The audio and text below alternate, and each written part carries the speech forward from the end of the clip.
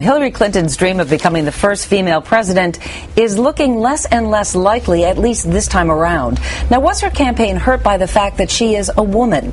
Geraldine Ferraro was Walter Mondale's running mate in 1984, the first woman on a major party's ticket for high office. And MSNBC analyst Rachel Maddow hosts her own show on the liberal Air America radio network. Good morning to both of you. Good morning. If we ever had any questions that gender has played an issue in this campaign, just turn to page A9 of today's New York Times. I want to show you this ad. It's by a PAC called Women Count, and it says, "Not so fast. Hillary's voice is our voice, and she is speaking for all of us," and they urge her to stay in this race. We wanted to stay until every vote is cast, every vote is counted, and we know that our voices are heard.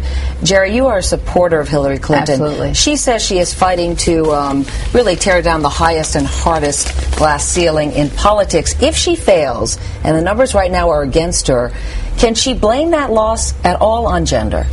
Well, she might, but I certainly will, and certainly other people who have been involved in this, just watching the campaign will. And I started as early as December complaining about this when the first Philadelphia debate was held, and where she was absolutely beaten up by everybody on the stage, so much so that Bill Richardson at one point said, "Stop it already." Yeah, but there are a lot of people who said then she was trying to have it both ways, Rachel, that when her husband came out and said, "Oh, the boys are beating up on her," suddenly her gender mattered. She also referred to herself as a girl. "I'm your girl" at that point. I think that you can talk... That was after. That was later. That was considerably later. You can talk about gender, and you can reference the fact that she's going to be potentially the first woman presidential nominee without necessarily being sexist, I think. I mean, to a certain extent, it was a very inspiring thing about her candidacy. It wasn't so much that they were referring to her gender, and that was being sexist. What they were doing is the way they attacked her, the way the moderator also handled that debate.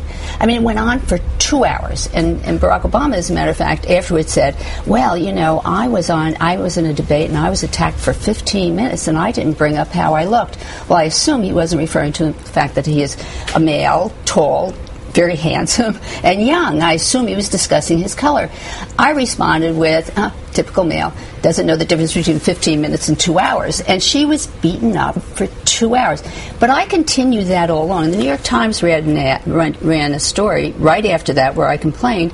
And what happened was I was accused of playing the gender card. What happened in this race is every time you raise the issue and say, that's sexist in the way they're dealing, you're accused of playing the gender card. We know she's female. Yeah, latent sexism has been around in this country for a long time. In this campaign, it was patent. But you've accused Obama of being terribly sexist and said you may not vote for him if he is the nominee. What specifically has he done that is sexist? I'll tell you several things, but that is not what I said. What I said is what was recorded in the Daily News today, which was, I'm taking my cue from Michelle Obama, who in February of this year, when she was asked whether or not she would support Hillary if she were the candidate and not her husband, Michelle paused for a minute and she said, "I would have to think about that."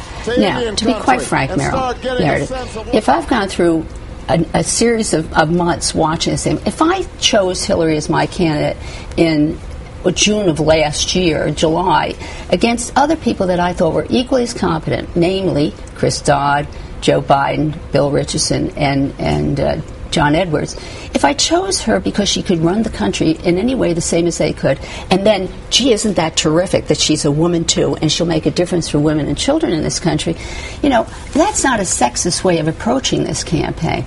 How could I, after watching what was done all this time, as soon as he becomes nominated, say, "Oh yeah, I'm with him"? I have complained about how this campaign was run, and I don't want to see another woman get attacked the same way when she decides to do it as well. You asked for specifics, and let me just give you specifics. The women are looking at how this has gone on. She mentioned after Philadelphia that she had, before Philadelphia, that she had gone out and she learned to shoot a gun.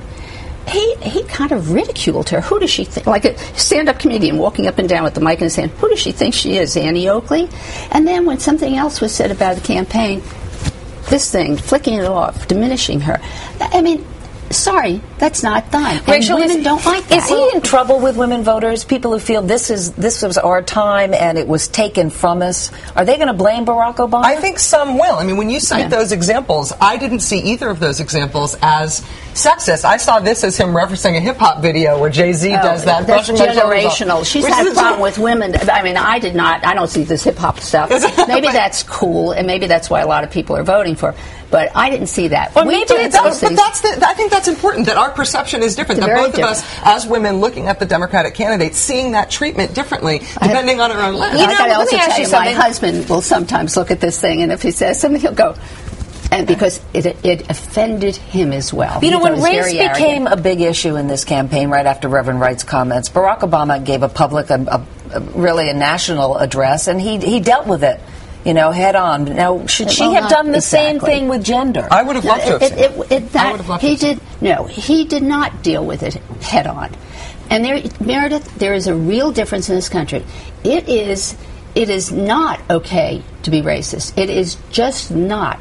It is almost acceptable to be sexist. When she appeared at a rally up in New Hampshire, somebody held up a sign that said, you know, iron my shirt. Now, suppose somebody had gotten up at a Barack Obama rally and said, shine my shoes. The press would have been on top of that, shine my shoes, and on top of that person saying, what are you, a racist? Nothing done. When Hillary, I barely saw a story on this thing. I think also that it's not only the Obama campaign. It is also how the press has handled this. And I've had numerous arguments with some high-profile friends of mine in the press about this. Well, but if she loses, will it be because she's a woman or because she's the particular woman that she is? I'm giving the rap sign. Depends on who you ask. I mean, I think it's in the eye of the beholder to a certain extent. Right. I think racism and sexism inflect the way we see everybody in this country.